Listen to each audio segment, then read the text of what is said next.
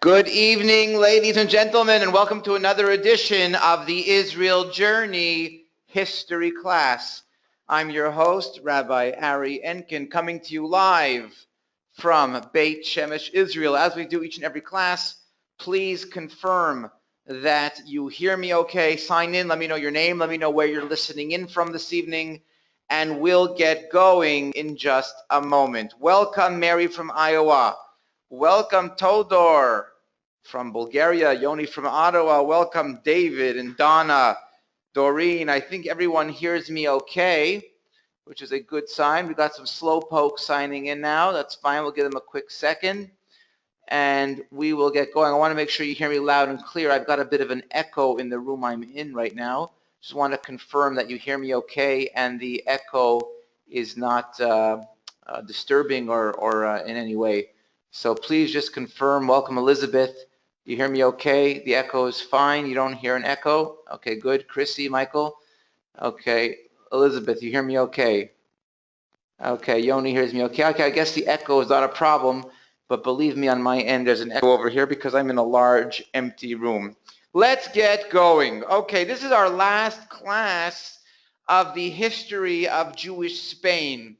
So what we're going to do this evening is we're going to talk about, as you can see on your screen now, the famous Shmuel HaNagid, Rabbi Shmuel HaNagid, and we're going to go through his life story. And with his life story, we're going to learn a bit more about Spanish Jewry in those years. We're talking about the year 1000 of the Common Era. And after that, we're going to do something really exciting. Those who've been on this class for several weeks already know that I've been to southern Spain several times. What we're going to do is we're going to have a virtual tour with some of my pictures of the famous places in Andalusia in southern Spain. So get ready for the tour. Now we're going to learn about Rabbi Shmuel HaNagid. Rabbi Shmuel HaNagid was born in Cordova in southern Spain in the year 993.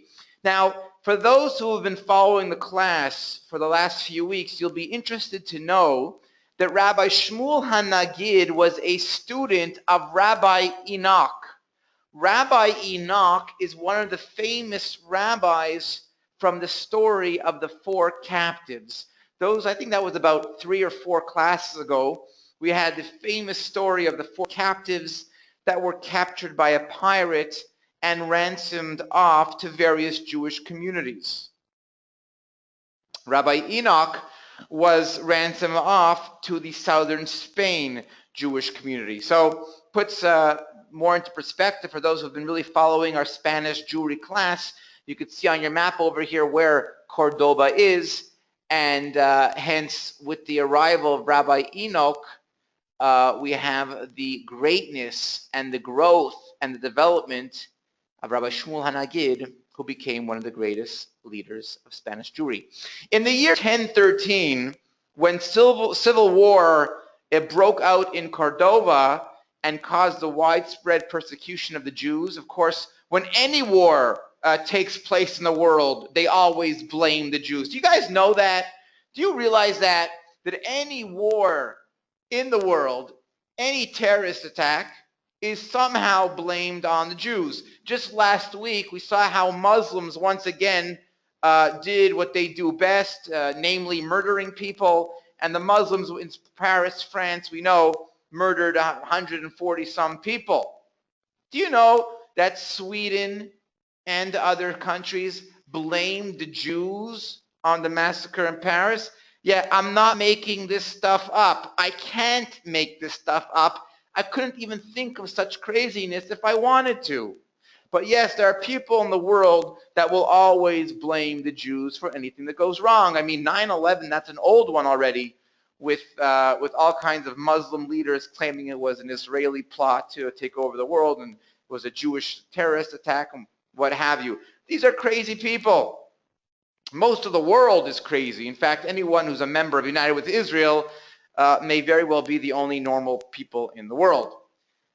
Getting back to the fights in Cordoba, the widespread persecution of the Jews was always, an addition to all types of disturbances. So with the anti-Semitic attacks on the Jews, Shmuel HaNagid was forced to leave Cordoba, and he went further south to Malaga. Malaga is a place where I've been several times. The great economic and cultural Jewish center of Cordoba was eventually destroyed, right? That's what the anti-Semitic world likes to do. They like to persecute the Jews, even though it will affect themselves. When Spain threw out the Jews, their economy crashed. Portugal, England, when countries attack the Jews, they get hurt even more. And you know what? Even when they realize they're going to get hurt, they don't care. They hate Jews more than they love themselves. This is a crazy world, my friends. The French president said it right. The French president called the attacks on Paris a declaration of war. That's an intelligent man. The man in the White House in Washington, D.C., called the attacks on Paris a setback. Again, I don't make this stuff up, ladies and gentlemen. That man in Washington, D.C. called the attacks in Paris a setback. Crazy. And then you have that moron in Canada that wants to bring in 25,000 potential terrorists onto Canadian soil. The world is crazy. Nothing's changed. Welcome to the history class. As they say, history repeats itself, and we are seeing it loud and clear today. So Jewish life in Cordoba was destroyed, but as Cordoba was going down, Granada was going up. And Granada became the new capital kingdom of the Arabic kingdom of Spain. Shmuel HaNagid made his way to Granada, and he became into business. He settled down and became a businessman. You see, throughout most of history, the greatest rabbis were also into real jobs, businesses, tradesmen, whatever it might be. Shmuel HaNagid was no exception. So even while he became a great and successful businessman, he never gave up his studies. He never gave up the Torah study, the Talmud study, secular study. Every free moment, he made time for study. This is something that all of us should do as well. How much time do we waste each and every day? Think about it. How much time do you waste on that stupid Facebook or the stupid WhatsApp and Twitter and this toy and that game and that gimmick? We waste so much time. I'm not saying you have to study Torah every free moment you have, but I am saying we shouldn't be wasting time. Whatever you enjoy doing, have it ready. You're waiting in line at the bank or the post office, have a book ready. Whether it's a Torah book or a book of some other nature, don't waste time just standing in line. Do something when you're standing in line. And that was the idea of the great rabbinical leaders. Throughout all time, even today, a very big feature of Jewish philosophy and Jewish thought, ethical teachings, is never to waste time. You're sitting in traffic, put on a good lecture, a tape. Like I said, you're waiting in line, have a book ready, etc., etc. Okay, now Shmuel HaNagid became A, the great businessman, B, the great rabbi, and he also became a great poet and writer, and not only a poet and writer of Hebrew, but he was also fluent in Arabic grammar, Arabic literature, and word got out about this guy, Shmuel HaNagid. He was so famous, so prolific, so energetic, so accomplishing, as we all should be. The governor, Abu al-Qasim ibn al-Adif, got wind of this guy, Shmuel HaNagid. And the governor invited him to his house to meet him. And he was so impressed with the Shmuel HaNagid, his scholarship, his wisdom, he got a job on the spot. Shmuel HaNagid was appointed personal secretary and advisor of the governor. And the more the governor got to know his Jewish friend, the more he became convinced of his great statesmanship and great political astuteness, his honesty, his reliability. Nothing took place in the kingdom without it being run by Shmuel HaNagid first. Let's move on to our next slide. A moron, setback. What a stupid moron. A setback. Attack on Paris. Okay, back to this class. Now, one day, the governor became very, very ill. And this fellow, I don't know much about him, but his name is Caliph Habus, I think was the way to pronounce it. And he came to visit the governor who was dying. And the caliph told the governor how sorry he was to see that his friend was dying, was very ill. And the governor told the visitor, the caliph, that all his success was thanks to that Jewish secretary and advisor. And when the governor died, the caliph took those words to heart and ran after Shmuel Hanagid, And Shmuel Hanagid was hired by the caliph to fulfill essentially the same role. The office of the governor was that of minister of state as well. He was second in command to the caliph. But at the same time, Shmuel Hanagid managed to keep a very, very high political office, but never let go of his rabbinic career as well, as his studies, his career, his leadership of the Jewish community, directing the yeshivot, the Talmudic Academy of Granada. He never stopped for a moment, caring for his brethren, caring for his land, his fellow citizens. He served the entire country with equal devotion. And as a communal rabbi and director of the yeshiva, Rabbi Shmuel Hanagid encouraged the study of the Torah, and with this encouragement and even funding from Shmuel Hanagid himself, his own pocket, Granada became a great Torah center of not only Spanish Jewry, of world Jewry. Let's go on to our next slide. Now, when Caliph Habus died, his son, Badis, succeeded him, and he too kept Rabbi Shmuel Hanagid in his position. In fact, the caliph entrusted his able governor with managing all the affairs of the state. The caliph didn't want to be burdened with the state. He wanted to outsource everything, and he did to Shmuel Hanagid. And Shmuel Hanagid's fame grew daily. But at the same time, he remained modest and affectionate as always. He was particularly kind to scholars, and many Jewish Talmudists, philosophers, and poets were his constant guests, receiving their full support from his own pocket so that he could engage in their studies and their creativity undisturbed.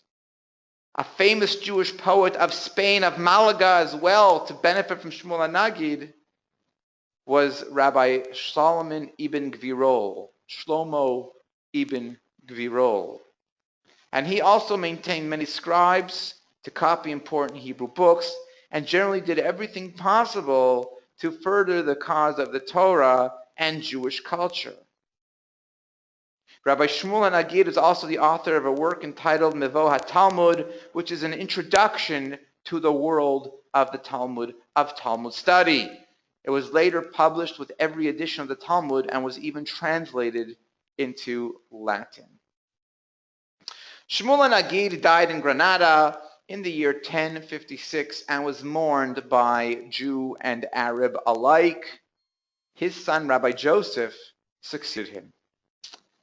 So that basically concludes our talk on Shmuel Hanagid. You can see on your screen over here street signs in Israel, in different cities in Israel. In fact, many cities in Israel have streets named after Shmuel Hanagid, and also named after another rabbi we just mentioned, Ibn Gvirol. Tel Aviv's Ibn Gvirol is a very famous drag in Tel Aviv, a famous busy, bustling street.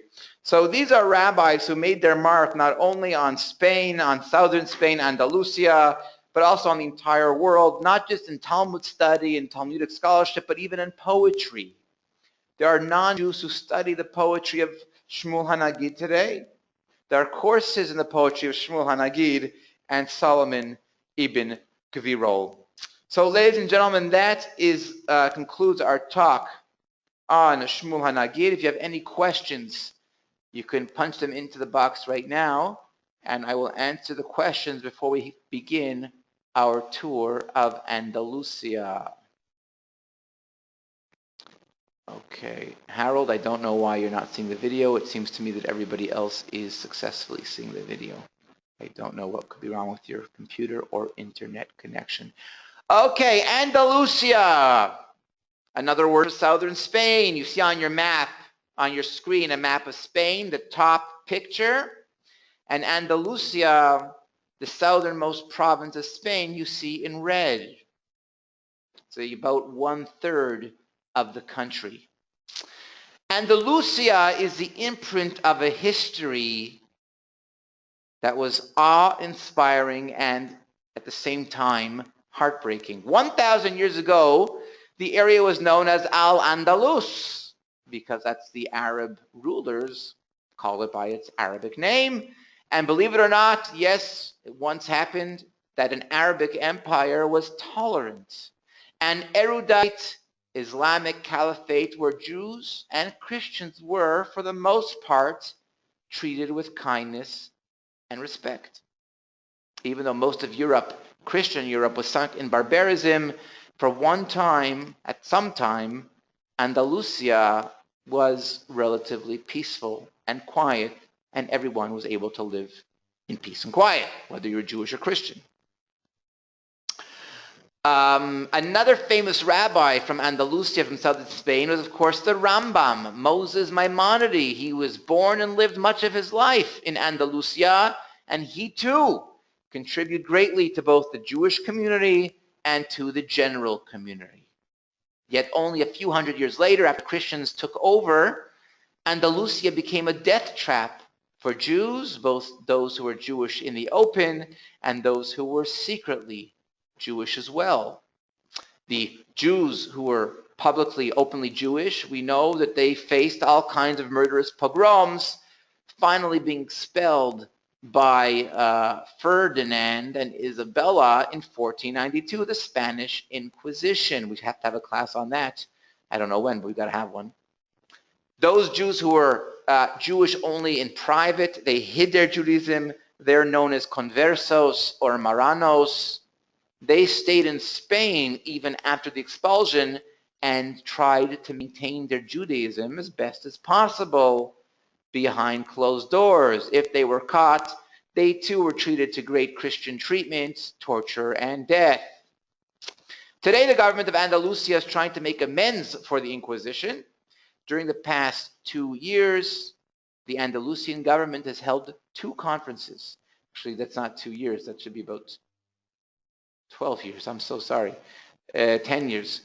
The Andalusian government has held 2 conferences clearly intended to hold out an olive branch to the religious communities of Spain that were once so cruelly persecuted. We had first a conference on anti-Semitism in Cordoba in 2005, and the conference of imams and rabbis was held in Seville in 2006. Take a look at the map on your screen now of the Andalusia province. You can see at the very bottom of that map, Gibraltar, which is part of the UK, which I've crossed into several times.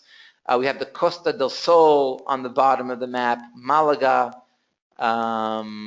Granada you can see on the right side of the map. That's an important part. Seville, we're going to get into that now. You can see Seville all over the map. North Seville, East Seville, South Seville. Very exciting place, Andalusia, full of culture and heritage. Definitely a worthwhile trip. Let's go to our next slide and begin our tour. Our tour is going to start in Seville, and Seville is definitely one of the most beautiful cities I have ever visited. The old city of Seville combines majestic monuments with pastel homes, hidden courtyards, and narrow alleyways. Up and down the boulevards and alleyways, on the main city plazas and inhabited courtyards, you'll find beautiful trees, fruit trees, and the scent of orange often fills the air. Seville has the third largest cathedral in the world, an enormous 15th century complex called the Giralda, which improbably mixes a high Gothic style with geometric motifs of the Muslims, for whom parts of this building served as a mosque prior to the Reconquista, the Christian takeover of Spain. The complex is topped off by a 200-foot tower, originally the Muslim minaret, that is constructed in the distinctive brick mudéjar style of Muslim artisans. Seville is at the very heart of flamenco, the famous Andalusian musical dance style. Flamenco is very distinct dance, very distinct music, tunes, very, very distinct, very worthwhile to see a flamenco show. And yes, flamenco comes from southern Spain, from Andalusia. It's over 200 years ago and was strongly influenced by gypsy music. But believe it or not, its roots are actually in Jewish and Arab musical motifs. Interesting, flamenco is actually more popular outside of Spain than it is on the inside of Spain. In fact, the Far East, Japan and China have more flamenco interest classes, exhibitions, shows than even Spain itself. That's very, they call that a factoid, interesting piece of information. There are scores of places around Andalusia in general and Seville in particular to catch a flamenco performance. But between you and me, it's all on YouTube anyways. So tune into your YouTube, and if you want to see a flamenco show, you can see some flamenco shows. Okay, flamenco shows have 1 or 2 performers and sometimes 10 or more performers. You see on your screen a beautiful street in the old city of Seville. Let's go on to our next slide. More in Seville, but while enjoying the enchanting beauty of Seville, we were always conscious that for Jews, the city evokes a sadness that even centuries have not erased. In 1248, King Ferdinand III of Castile reconquered Seville from the Muslims, but during the ensuing decades, Ferdinand and his successors, they allowed Jewish life to continue more or less unhindered inside the Juderia, the Jewish quarter. But in the 14th century, as we know, Inquisition, things went, let's just say, downhill. Or in the words of Barack Hussein Obama, there was a setback, not a murderous pogrom and Inquisition, a setback, in the words of Barack Hussein Obama. 14th century had one of Spain's bloodiest pogroms in which about 3,000 Jews were killed. The headquarters of the Inquisition, which was established in 1480, was, yes, in Seville, just across the river from the Juderia. And the swirling fires of many auto da fe swirled over the ancient city for centuries to come. As in other cities in Spain, the name Juderia survives to describe the Jewish quarter. Many cities have a Juderia, Jewish quarter, although nearly all signs of Jewish life here were erased centuries ago. In fact, after the expulsion, more churches were built in this section of the city than any other, as part of a deliberate effort to obliterate any Jewish history from the city. Still, within the Juderia itself in Seville, there are a few signs marking sites of Jewish interest, but if you don't have a tour guide, you're going to miss it, and you won't even realize where you are and what you're looking at and what was originally Jewish. Any questions about Seville? Anybody out there? Anyone want to ask any questions about Seville? Now's the time before we go on to our next slide. I see there's no questions. I guess everyone's sitting back with their feet up, enjoying the talk. Okay, happy to hear. Happy to hear. Let's go on to our next slide. We're on to Cordoba now. Cordoba is about a 2-hour drive from Seville, and it is as ancient and as exquisite as its larger neighbor, yet its beauty is more, let's say, austere and even haunting. The city of Cordoba has a much more tangible Jewish connection. As mentioned earlier, it was the hometown of Moses Maimonides, the great Rambam, one of the great Jewish authorities on Jewish law and authorities of philosophy of all time. And unlike Seville, there is a surviving synagogue building in Cordoba. The old walled city of Cordoba, of which the Juderia is at the very heart, is more compact than that of Seville and a little quieter, less commercialized. But you'll still find many jewelry shops, silversmith shops in the alleyways of the Juderia in Cordoba. You'll see the Stars of David and other Jewish motifs that attract the many Jewish tourists, I should say the growing number of tourists that make their way to Cordoba. The probably central attraction of Cordoba is the Mezquita, the huge cathedral that you can see on your slide right now. It actually looks and feels more like a mosque than a church that it is today. Entering through the Patio de los Naranjos, one encounters a classic Islamic courtyard for washing the hands and feet prior to prayer, which there too, orange trees and fountains. Inside the cathedral is a glorious panorama of pillars and arches composed of brick and stone, all with a distinctive red and white pattern that gives a unity and distinctive purpose to the whole design.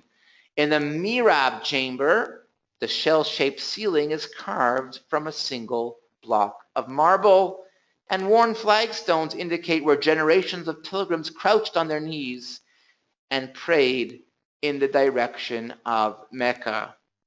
The Juderia begins only a block or two from the Mezquita. The best way to tour the area is to follow the Calle de los Judíos, Street of the Jews, which leads directly to the tiny Cordoba synagogue, only one of 3 surviving synagogues in Spain from pre-expulsion days. The one-room synagogue, which is not active, but is used on special occasions by visiting Jewish groups, is a Mudayar construction dating from 1315 that was converted to a church in the 16th century, but later abandoned. The interior includes a gallery for women, as is common in Orthodox synagogues, and there are plaster work with inscriptions from Hebrew Psalms. There's still a chest above the bima, above the altar, where the Torah scrolls used to be kept. But because the synagogue was not active, the Torah scrolls were removed to ensure their safety and sanctity. Let's go on to our next slide. And we're still in Cordoba, and we're going to talk about the famous statue of the Rambam of Moses Maimonides. Just down the street from the synagogue, you'll find a Judaica shop and the bronze statue of the Rambam, which was erected in 1965. What was the purpose of the statue? Why is the statue of Maimonides, what's it doing there? It's clearly meant to convey the message that late Franco Spain no longer considered Jews to be wicked heretics. Maimonides is clad in a turban and robes and has a wise and deeply soulful look to his face. He is peering out, pondering the future, possibly foreseeing the destruction of Spanish Jewry and everything else that transpired in the world, both during his day and after it. The narrow alleyways and the whitewashed buildings give old Cordoba a sometimes arid and claustrophobic quality. Yet relief for the eyes and spirit is waiting literally around the corner behind the ironwork gates in the delightfully appointed patios of many of the homes here. In Cordoba, patios are taken very seriously. One of the high points of the city's social season is the, yes, patio festival that takes place in early May, during which residents of the old city compete for the honor of being picked as owner of the city's most beautiful patio. Patios also play a large role in the life of the Cordobesas, the residents of Cordoba, serving as a cool and tranquil oasis from the searing heat of the summer, filled with splashing fountains and a lot of bright flowers, whitewashed walls, beautiful, relaxing, enjoyable. Many residents are so proud of their patios that they leave open their doorways to the street, which is a sign that they don't mind if visitors come in and have a look around. Very hospitable and very open in Cordoba. Let's go on to our next slide. And after Cordoba, we're going to travel on to Granada, the spectacular countryside of Granada, which today is a modern city that is redeemed by being the site of the Alhambra. What is the Alhambra? Everyone's heard of it. No one knows what it is. But the Alhambra is a sprawling hilltop medieval Muslim palace fortress, the best way to describe it, which must surely rank as one of the world's most exquisite structures. Granada is said to have been a mainly Jewish city before the Islamic conquest. In the 11th century, Samuel, as we learned, became secretary to the vizier, the governor, and chief of the Jewish community of Spain. However, today in Granada, unlike in Seville and Cordoba, there is barely a trace of any Jewish heritage.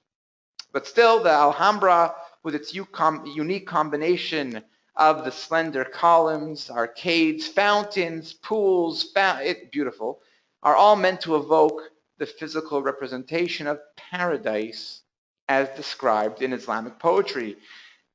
Very beautiful.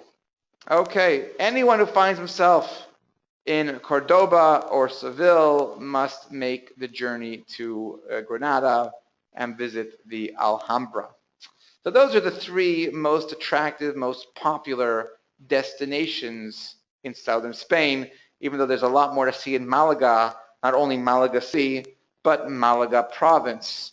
Lots of vacationing, and boy, there is more golf that I've ever seen in my entire life. There's more golf in southern Spain, especially in the Malaga province, than I've ever seen. It's like hundreds of golf courses. It's out of control. Okay, you'll see tourists coming to the Malaga airport. Golf clubs, golf clubs, golf clubs. It's unbelievable. You think it is. You get some kind of mecca for golf. Back to personalities of Spain. I want to talk about one of my favorites, and that will be the last personality we speak about in our history of Spanish Jewry. And next week we'll be going into, I think, more of the Ashkenazi history, Ashkenazi tradition. But before we go on, I want to talk about Rabbi Yitzchak Alfasi, also known as the Rif. He was one of the greatest of the early codifiers of Jewish law. There is nobody who knows Talmud who has never heard of the Rif, because he was one of the first to go through the entire Talmud and just gather the halachic rulings, the rulings of Jewish law. He was born in Fez, Morocco, hence his last name was Alfazi. You get it? Alfazi, meaning from Fez. And he's also known as the Rif. Rif is an abbreviation for Rabbi Yitzchak Alfasi. The Rif, Rabbi Yitzchak Alfasi, studied the Talmud under the famous rabbinical authorities Rabbeinu Nisim and Rabbeinu Hananel in Karwan, a city not far from Fez, and which between Fez and Karwan, we had the leading centers of Talmud study in the entire world. Yes, even though I'm Ashkenazi, we have to confess that in the early years, till at least the 1500s, the Sephardic rabbis were the more prominent Talmudic scholars. Rabbeinu Nisim, who the Rif studied under, was also a famous Talmudic commentator. Rabbeinu Hananel. These rabbis, their commentaries and their rulings can be found in any edition of Talmud today. Rabbi Yitzchak became the chief rabbi of Fez, and when his two great teachers passed away, Rabbi Yitzchak Alfasi was, by default, the greatest Talmudic authority in the world.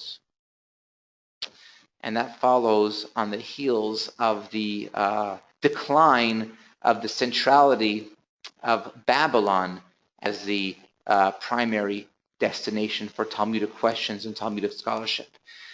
In 1088, when he was 75 years old, Rabbi Alfazi had to leave his native land. He had to leave Morocco because of two wicked men lied to the government and convinced the government that he was a traitor. We don't exactly know what case was brought against Rabbi Alfazi, but we do know it had something to do with traitor, and being a traitor we know is a very, very serious crime, usually ended with death. So Rabbi Alfazi had no choice but to leave.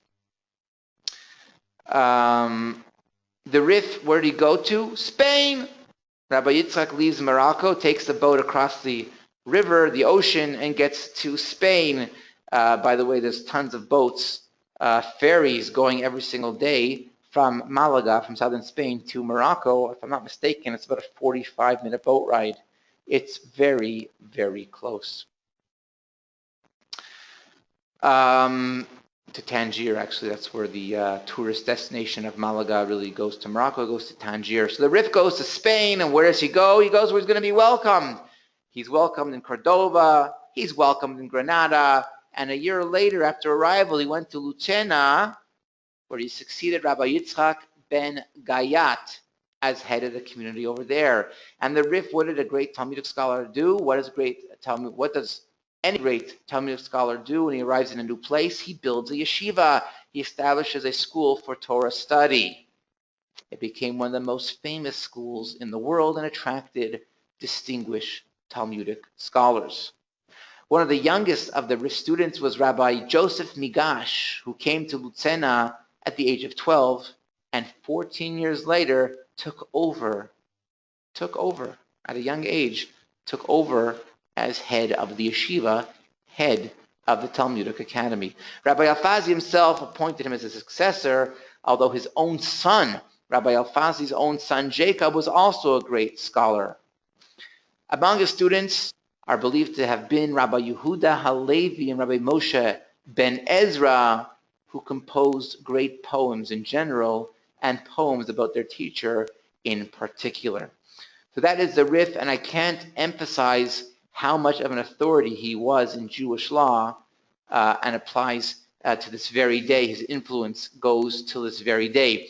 Rabbi Alfazi's great and monumental work was his ruling of halacha, his book of laws. Halacha means Jewish law. His rulings of Jewish law was called, after his own name, the Rif, Rabbi Yitzchak Fasi. It's called the Rif. And the Rif commentary, the Rif rulings on Jewish law, can be found in the back of almost every Talmudic edition to be printed. And in fact, as you can see on your screen, it actually looks like a page of Talmud, but it's not.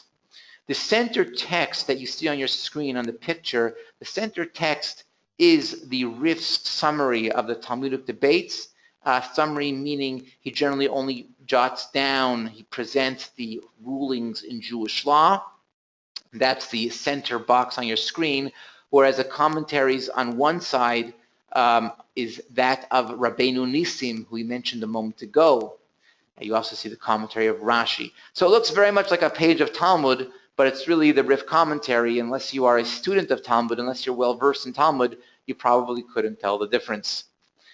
The Rif's rulings, the Rif's work on the Talmud was accepted by all Jews of all time and became the highest authority. It said that the Rif had divine inspiration writing his commentary. Maimonides, who was a student of the Rif, he called the Rif my teacher and said that his work was almost perfect, flawless. And the Rambam, who also became his own authority, an authority in his own right, a great halachic authority, based himself much on the Rif, and he encourages students to always never neglect the Rif commentary and the Rif's rulings, Rabbi Yitzchak Alfasi's rulings on Jewish law. Now, Getting more to modern day and more authoritative rulings today of Jewish law, we have Rabbi Joseph Caro, who came several hundred years later and wrote the Shulchan Aruch, which means the set table. That's what the word Shulchan Aruch means. He wrote a book called the Set Table, which became the standard code of Jewish law. And he based himself on, yes, the Rif, Rabbi Yitzhak Alfasi, and Maimonides, okay, as well as another authority called Rabbi Asher ben Yechiel, known as the Rosh. So the Code of Jewish Law took the greatest, the best of the best, the Rif, the Rosh, the Rambam, and he made final rulings, which today is generally accepted by the entire world. So yes, although the Rambam was a great halachic authority, a great authority in Jewish law, and the Rif, Rabbi Yitzhak Alfasi, was a great authority in Jewish law, generally Jewish law follows the rulings of Rabbi Joseph Caro, but again, who bases himself on the Rif and the Rambam. The first printed edition of the commentary of Rabbi Yitzhak Alfasi appeared in Turkey in 1509, and then it's been reprinted and reprinted and reprinted, and as I mentioned, it can be found today in any edition of the Talmud. Rabbi Yitzhak Alfasi passed away at the age of 90 years old in Spain in the year 1103. Ladies and gentlemen, let me take questions right now. If you have any questions on Spanish Jewish history, now's the time to ask, because we're essentially reaching the end of the line. And I'm be pleased to take questions right now on anything we learned this evening or previously with Spanish Jewry. Ask your questions now, because as mentioned, next class, I think we're going to the Ashkenazi world. Michael is asking, any active synagogues in Spain, where are they? Good question, Michael. There are active synagogues in Barcelona and in Madrid. That's the primary centers of Jewish life in Spain. Not very big, but the primary centers of Jewish life. Southern Spain has a couple of communities. In Malaga, there's a city called Torremolinos, and Torremolinos today has an active but small Jewish community. There is, I believe, a synagogue in Marbella, but it's not too active. Not many Jews left in Marbella. I think maybe Rosh Hashanah, they open a synagogue over there. There's a mikveh as well, a ritual bath. But in southern Spain, it's Malaga and primarily Torremolinos that have the Jewish community. So I don't see any other questions coming in. Before we go, I'm going to leave you with a musical send-off, a beautiful song that's becoming very popular here in Israel. I've played it at the end of several webinars. The reviews have always been positive. I'll play it for you again. The words in Hebrew is, thank God for whatever comes your way. Thank God for whatever comes your way, because it's always for the best. A very cute video about a person having a very bad day and using it towards the best, not getting too angry, and reminding us that whatever God does, he does it for the best. It's a great song.